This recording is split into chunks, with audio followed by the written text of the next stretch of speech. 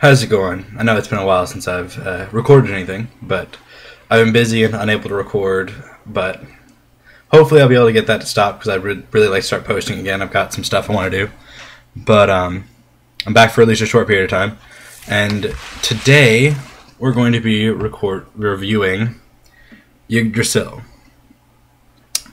It is a game put up by Cubicle 7, the same people who did Chen, and it is the Nordic version of the game. And so I'm just going to say I'm probably going to slaughter the pronunciation of a lot of things in here because I don't speak any of the languages of this region, and Cubicle 7 likes to intermix words from the actual language and the time period or whatever into it. So I'm going to slaughter the pronunciation, and I'm sorry in advance. So anyway, to get underway, the game uses a D10s like Chen, but they use them differently. They don't use 2D10 and stuff like that. And instead what they use is you have your 9 abilities, which are broken into 3 categories of body, mind, and soul. And body, you have strength, vigor, which is, how hard you can hit. Vigor, essentially how much of a beating you can take. Agility, kind of self-explanatory. In this, it's how many actions you can take per turn for combat round. Then you got mind, which is intellect, perception, and tenacity. Don't really know how tenacity plays in aside from just a thing to do. We got soul, which is charisma, instinct, and communication. And they're all valued at, I believe it's 1 to 5. I could be maybe 7. I don't know, but they each have a numerical value associated with them. Okay, I'm sorry, I can't remember the exact thing. I don't want to look through the book and slow down the video and whatever. But they'll have a numerical value. Like I have a character sheet here. I don't know if you can really see it, but got a strength of 4. So what I would do is I would roll 4d10 and take the highest 2, add them together, and then add them to whatever skill is associated with it. Like if I was making an attack, I'd use my long weapon, which is my swords, stuff like that, and then I'd add what the 2 results together, and then my skill, and that would hopefully reach or pass the required difficulty. With the standard difficulty being 14.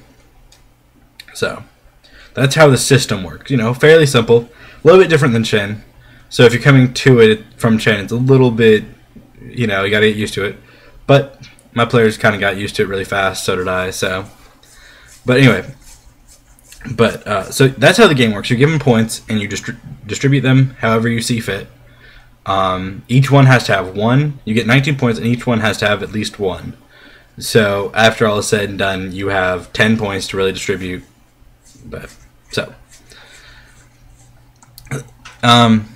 that's the attributes. A cool thing about this game is it has fate runes, and you get 3 fate runes, and they're either 2 lesser positive and then a big negative, or 2 small negatives and a big positive. And what you can do is you can either roll for it. You roll a d8 3 times, and you pick your runes, and then you try and make them in that format of positive, negative. But sometimes it doesn't always work out. But what I like about it is it kind of helps you put together a more randomized backstory, and it kind of works like Star Wars' fate system, where you can kind of use them to what it recommends is you have 1 or 2 in your background, but at least have 1 that is kind of unused yet, so that you can kind of put it into the game and gain a bonus from it.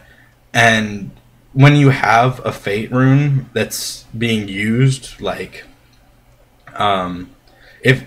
because they're all described more ambiguously to be interpreted for role-playing purposes, so when one of them would be used, you get an extra die to roll, which is like a fate die, which gets added into your into the check. So you get to actually roll 1 extra die and keep 3.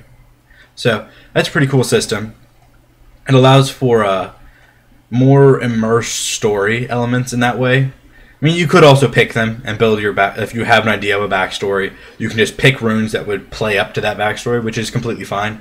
I just like the ability of having randomized background, because sometimes my players, you know, they can't always come up with a really good background on their own. They need a little bit of, you know, what's the word? Not influence. Anyway, they need a little bit of a spark to motivation, whatever. Anyway, they need a little bit of help getting started. So I really like the idea of, you know, randomized fate. So, and plus it really does play into the entire, like, you don't necessarily know your character's fate. So, I mean, even another option, if you really want, it's not written in the book, but I just thought of it. Your DM could roll your fate runes, give you 2 of them, and then keep one for himself. And then you'll get to, you know, discover that bonus, which would be really cool, because, you know, your character wouldn't necessarily know his fate, but your DM playing a fate would. So that's really cool. And then this game's got a lot of, it's got different defenses. You get initiative, which is not a defense, I know, and it's only really got 2 defenses. But you got an initiative based on, you know, a combination of certain skills, which is fairly easy. It's all easily calculated. Then you got a physical defense, so, you know, that's kind of self-explanatory. It's all of your defenses based upon arrows, fists, shit like that. And then you've got your, I think it's called a mental defense is what they call it, but it's used primarily for magic, so it could actually, it's called MD, so it could be magic defense, but it's your defenses for, you know, attacks against your mind. It's really cool. I like it. And I think it's also primarily used for magic. Even if it was a physical aspect being thrown at you, you'd still use your mental defense to negate it. But, so yeah. After that, we move down. I'm just using this character sheet to kind of help guide my, my discussion. And then we get to your skills. There's a massive list of skills. All of these right here are skills, and they're ranked from like 1 to like 21, I think it is, or 25, something like that. And they are various things. I mean, we have commerce, dodge, eloquence, seduction, I mean, vigilance, traditions, and then you've also, that's where you get your weapon skills, which are hand-to-hand, improvised, long weapons, which is like your long battle axes, stuff like that. Your pole arms, your ranged weapons, your short weapons, which are like daggers and short swords. Throwing, two-handed weapons, which are like your big battle axes and claymores. And that's really all the weapon skills. Very short list, but it allows your character to, you don't have to like spend a whole bunch of points to know all these weapons, you know, swords, axes, everything. You can just kind of pick a skill, and then you know how to use it. So it allows for more versatility. So like, because your weapon can break. There are weapon break rules in this game, which I really am a huge fan of. But I digress. I get off topic a little bit. We'll get to those eventually. And it's also got a magic system. It has 3 magic systems, and here's where I start slaughtering names. It's Galdir, which is Galdr. So if anyone wants to pronounce that properly. We've got rune magic, and we've got Seidr, which is Seidr. Once again, you know. And there's 3 different types of magic, and they have different aspects. I believe Seidr is like sorcery. That's the one where it's, you know, more your traditional type of magic.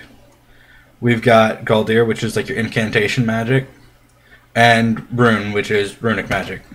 And they all kind of have different things about them that make them unique. Like here, I'll pull a spell from each. So we have, went too far.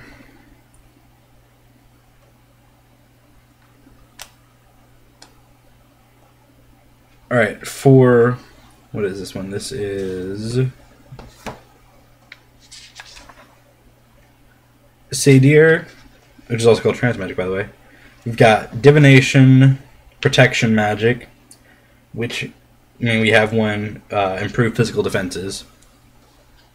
Where's an offensive one? Satyr also has curses. Yeah, that's, you get your protection, your divination, and your curses. Like, we have one, blind panic.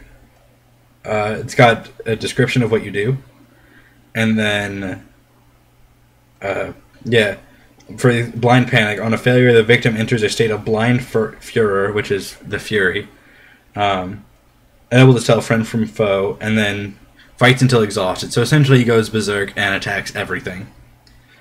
Goldir, we've got curses, which are broken down into domains, illusions,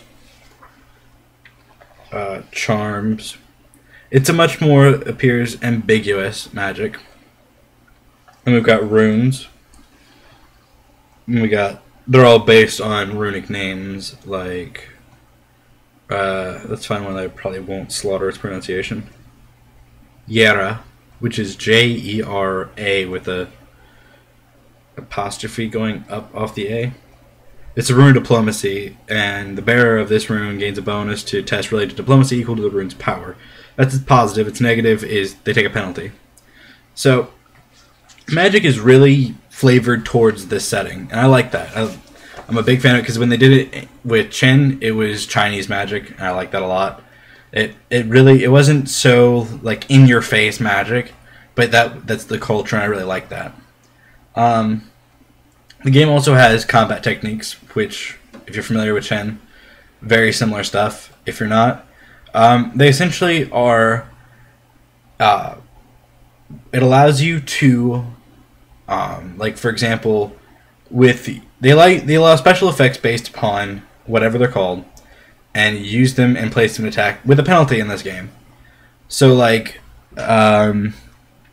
this character has one called Come At Me.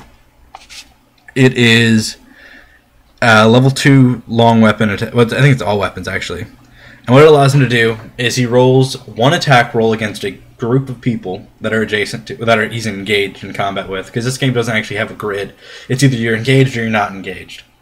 And what it allows you to do is it allows you to make one attack against the highest physical defense, and then you just divide your damage up across the entirety of everyone. So it's really good for, like, killing, like, what are called extras, which are just, you know, NPCs with just a handful of hit points, just to be there to add effect, but not really to necessarily be a big burden fight.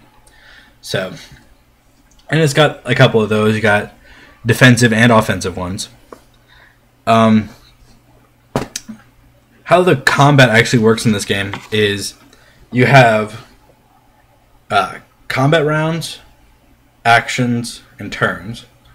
And a combat round is when you roll initiative. That's, you act in this initiative order. Now, you could also keep the initiative order and just not have anything to do with that, which it's a little bit difficult in this system because of how the system is designed to actually not roll initiative every combat round, because things will change, and unless things are changing, you might begin to be confused about what action you're in a combat round. So, and then within those are actions. Actions are like sub-rounds. Each person gets one action in each action. I know that's confusing. So, everyone acts in... I'll use this to help guide it. Alright. So, you have your base action. Action 1. Everyone gets to act in Action 1. And they take no penalty from doing so. And then, after everyone's acted in that entire list, then you move on to Action 2, which everyone with an agility of... everyone has the option to act in Action 1, even if their agility is only 1. You get to act in an action, in a number of actions equal to your agility plus 1.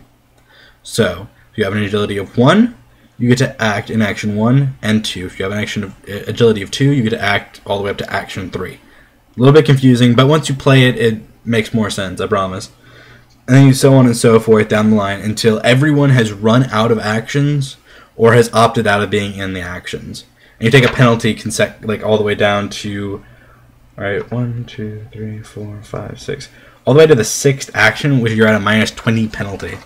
So by that point, of course, your skills are probably really high, but no one really wants to incur a -20 penalty on an action. And then you go right back to the top of a combat round, and everyone's actions reset all the way down to base. So that's how combat works. And it also has a active defense system where someone swings at you, and it's the defense. Your defense is actually the base difficulty, which is 14, plus your physical defense. So if you have a physical defense of 7, what it takes to hit you is a 21. And in the event that someone hits your 21, you actually get the option to drop one of your actions and possibly incur a penalty and roll an attack roll against theirs to parry their attack, which is really helpful, especially because it adds a lot of flair to the combat, and it prolongs it a little bit. That's true, but that's why they also have use extras a lot, so that combat would be prolonged, except for the fact that you can just mow through them, kind of like minions in 4E.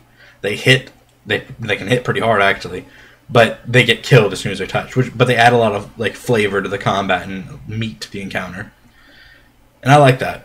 I'm a big fan of the minion system. I don't like people telling you who your minions are. I don't like your players to know, oh, well, these guys are all extras, or these guys are all, whatever. I don't like that. I do like the system, though, to kind of allow you to just have a massive encounter, but be able to mow through them really fast. Instead of, 3 hours to fight 10 guys, you just, probably 30 minutes maybe or less to fight 10 extras. So, I like that. Armor in this system, I like, is DR based.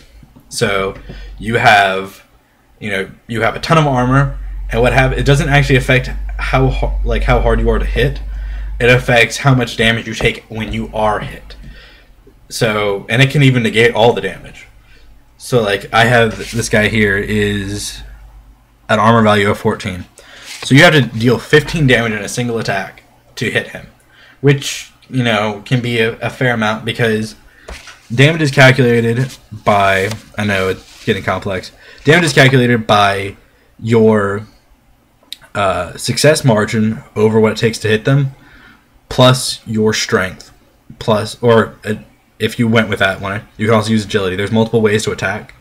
You can use your agility, or you could use your strength, whichever one is higher. It's your choice, but if you use strength, you actually can deal more damage.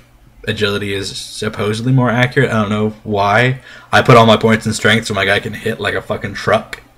So it's your success margin plus your strength, or nothing if you're using just agility, because you don't add your agility, plus your weapon's base damage. So that's how damage is calculated. So it can be like 14 is a lot. Like I have, a longsword's damage is 7, and I have a 4 strength. So I'd need to get a success margin of like math shit, 4 to, so example hitting my own character, I would need to, all right, I have a physical defense of 10 with my shield out. So I would need to roll a 28 to hit myself, which would require me to roll almost maximum on my dice. On dice, some of these characters can get really beefy, and they can all kind of be taken down, though, because at first it'd be a little bit difficult to hit them, but as things kind of progressed, armor doesn't get better. Like there's a finite list of armor, given you could improve that and make more and kind of homebrew your own, probably even magic it, but there's not a lot, so my character has all of it. So he's kind of capped out his defense. At a certain point, his armor is going to be nothing. His physical defense is going to be nothing. He's just going to get hit. That's just how it's going to be. But, c'est la vie. And your hit points are actually pretty high, too. Like, this guy's got hit points of 43 at this current stage. So on top of his DR 14, really, he's pretty beefy. But then you got Fuhrer dice, which I know it's getting a really long review. I'm sorry, there's just a lot to cover in this game.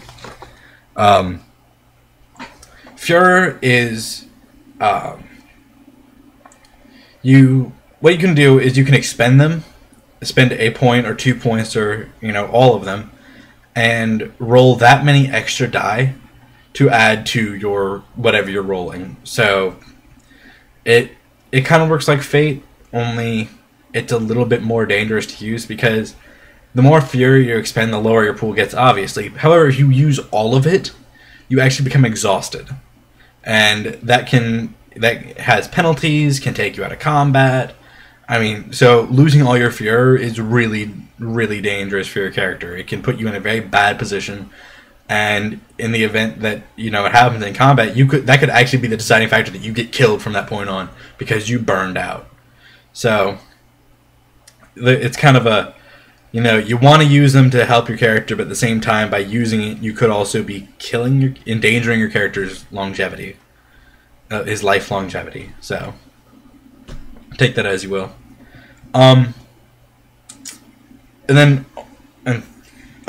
Also gifts. It has the gifts and weakness system that Chen had, which is you pick a gift and a weakness. The only difference is you actually pick 2 gifts in this game and 1 weakness. The reason for this is because the gifts are not nearly they're on par. They're a little bit more ambiguous though with the ones in Chen, but because to be a berserker, or like there's 3 types of berserkers. There's like bear, wolf, and I want to say there's a third one. I can't remember. But to be one of those or a spellcaster, you have to take a gift of Odin's Chosen or Initiate to be able to cast. Initiate is to cast magic, or Odin's Chosen is to be a berserker. So it's kind of class-based. It's a little bit more class-based than Chen was, in the fact that if you pick certain gifts to be able to do magic, or pick certain gifts to be a berserker. So there's that. I'm not a huge fan of it. I really don't like it. I feel that this game is a little bit more locked in than Chen because it also uses archetypes, which you pick 5 skills, and those cost 1 point to raise. Everything else costs 2. So right at the get-go, you're really, getting a little bit more of a class system than Chen was.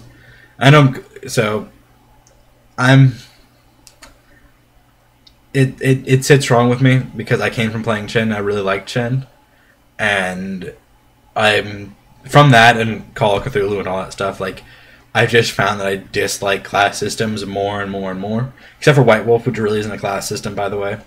But I dislike class systems now to a point where I'm just like, this is fun with my class, but I'd prefer if I didn't have a class. So now, one last thing.